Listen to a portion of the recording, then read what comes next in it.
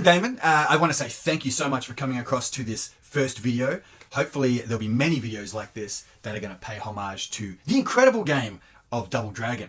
I'm a man in his 40s and, not dissimilar to Spike and Hammer, who were the first characters from the first arcade game Double Dragon. And I say not dissimilar because Spike and Hammer are clearly in their 40s, maybe even 50s. I mean, if you look at the most used Double Dragon image, the guy in the blue looks like he's probably in his 50s. He looks like someone's dad who's sort of just cosplaying as a Double Dragon character. Quite ironic. And definitely ahead of his time, because if he is indeed cosplaying as Billy Lee from Double Dragon, I mean, he's doing it in the first arcade game. So it's bizarre. There's this really weird twist here. What is he, a time traveler? He's enjoyed Double Dragon as much as I have, as much as you have. And so he's gone back in time. And instead of the teenagers that are Billy and Jimmy Lee in the Nintendo versions, he's actually gone back and he's like, I'm going to be the star of the show this time. He's built himself a time machine. There he goes, back to 1987, convinces the creators of Double Dragon that his likeness, his image be on the cover of Double Dragon, and away you go. You have a man in his 50s called Spike. And not only that, he's holding a whip. That's one of the things with Double Dragon, is the incontinuity of this franchise is absurd.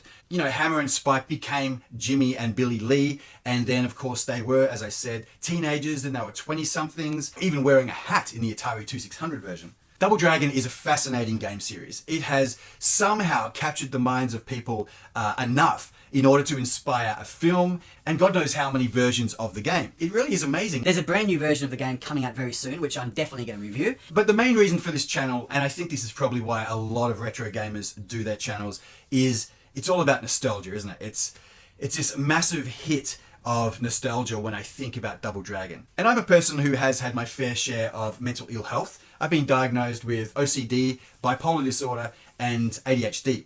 Everything seems to point back to ADHD with me. And I think that's maybe why I hyper-focus on things like this.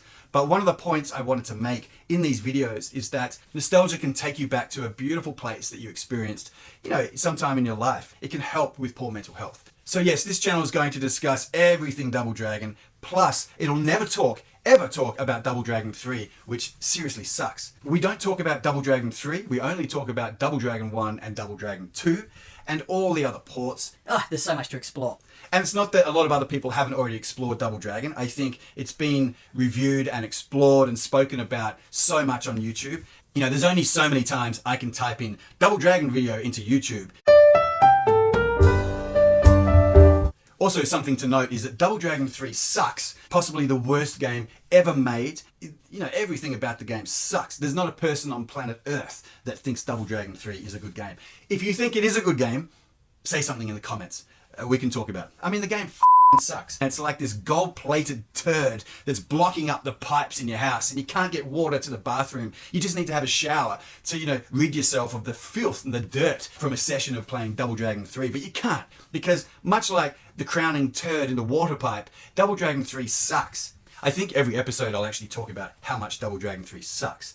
I mean, that game, what a piece of shit. Well, thank you for watching, everybody. I really appreciate it. I can't wait to get even more content and talk about this incredible game, plus nostalgia and everything else.